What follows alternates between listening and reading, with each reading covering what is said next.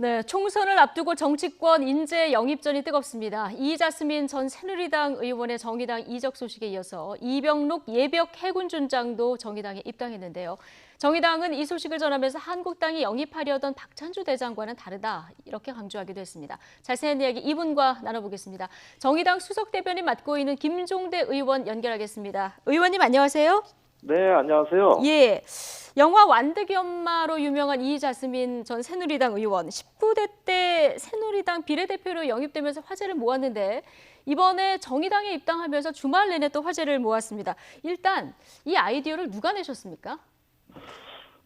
이건 뭐 솔직하게 말씀드려야 될 것 같은데요. 네, 아이디어는 제가 제일 먼저 낸 것 같습니다. 그렇군요. 예, 그런데 심상정 그 당시 작년에 의원이죠. 지금 대표님이요. 예, 옛날에 환경노동위원회를 이자스민 의원하고 같이 하셨어요. 네, 19대 국회에서 지척에서 지켜보면서 자유한국당 당시 새누리당에서 이렇게 부담스러워하고 짐으로 여기는 거를 네. 옆에서 조언해주고 법안 발의도 같이 해주고 이러면서 신뢰를 쌓아가지고 예. 제가 아이디어를 냈다 그러지만 심의위원께서 이제 대표가 되시고 본인의 의지로 이자스민을 이렇게 영입하게 된 것이다. 그러니까 입당 예. 권유하고 영입한 건 심상정 대표지만 이 생각을 해낸 예. 건 이제 김종대 의원이신데 직접 만나보고 어떤 점에 끌리셔서 그 입당 권유를 하게 되신 겁니까? 사실 이자스민 의원 본인이 발의한 이자스민법이라든가 다문화 인권에 대해 가지고 국내로부터 엄청난 공격을 받았습니다. 예. 그런데 본인의 개인적인 입장을 생각하면 다 때려치고 일단 회피해버리거나 아니면 좌절하거나 네. 이런 모습을 보이는 게 자연스러운 모습이었는데 이자스민 의원은 그렇지 않았어요. 본인에게 쏟아지는 그 무수한 악플 공격도 하나하나 다 읽어가면서 이해한다 그랬고 예. 또 자신을 공격하거나 비난하는 사람을 욕하거나 원망하지 않았습니다. 그러면서 이거는 내가 져야 될 짐이다.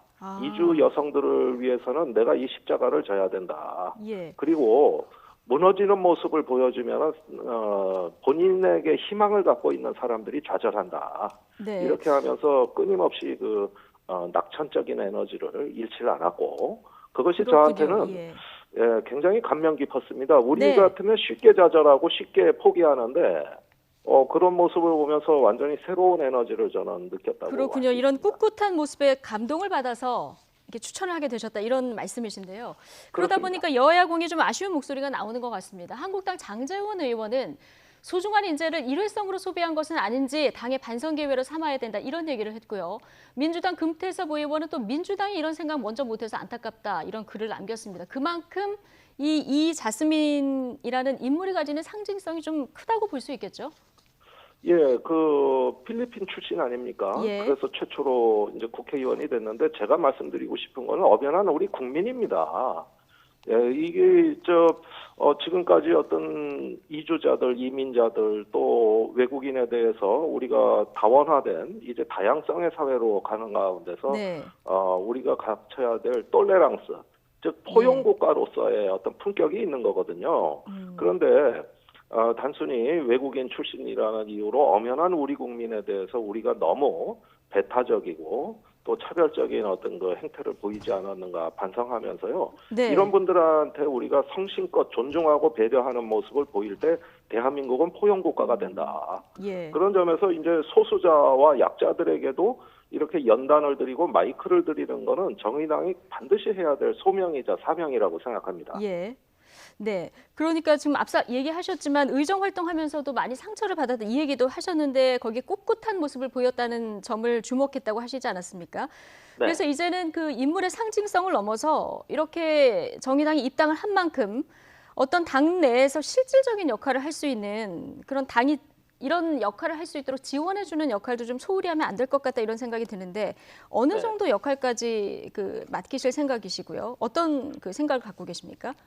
네, 일단 어떤 당직을 맡게 될지 또 총선을 출마할지 여부는 아직 미정입니다. 예. 일단은 근일 내에 입당식을 먼저 진행을 하고 네. 그 다음에 이제 당이 이자스민 의원한테 얘기하는 것은 앞으로 주변에 어떤 공격도 두려워하지 말고 네. 그 소수자 특히 그 다문화 가정을 위한 또 이주 여성을 위한 이런 이야기를 마음껏 펼치셔라.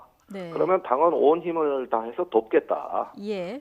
그리고 이런 것들이 이제 우리가 서로 존중하고 배려하는 따뜻한 책임 공동체.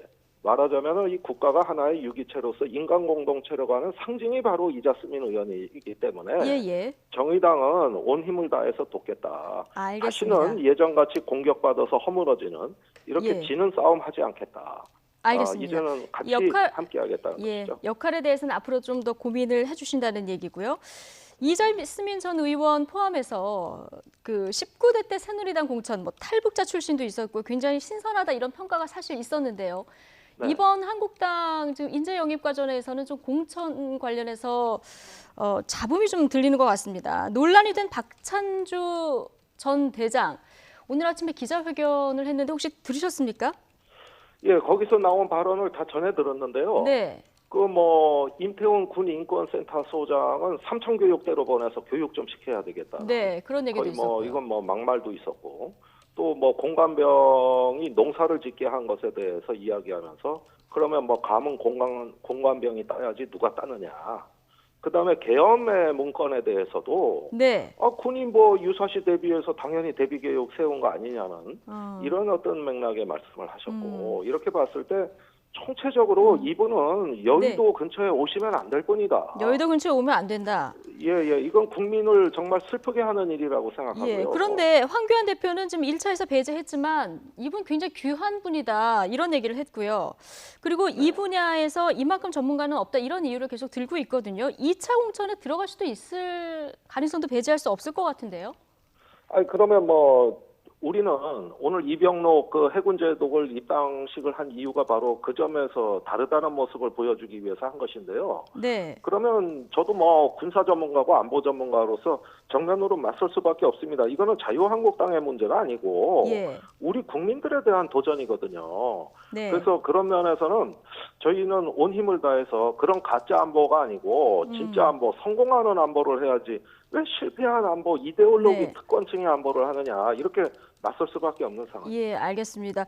박찬주 대장과는 다르다. 오늘 정의당에서는 이병록 해군준장이 입당식을 가졌는데 이분은 또 민주당에서 활동을 하셨더라고요.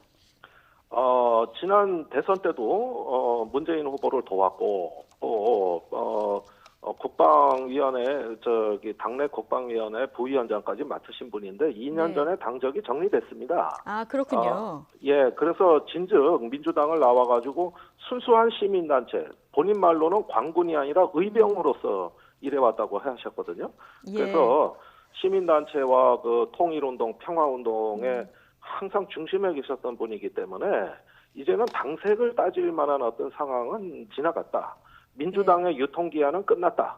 그런 점에서 정의당에서 아주 홀가분한 어떤 마음으로 입당을 받아주신 거고 또 그런 만큼 본인도 두 당의 기득권 정치가 아니라 정의당에 오히려 지향점을 갖고 있다고 오래전부터 말씀하신 분입니다. 네, 알겠습니다. 이제 앞으로 선거제 개편되고 그러면 정의당 인재 영입 더 부지런히 하셔야 될 것 같은데요.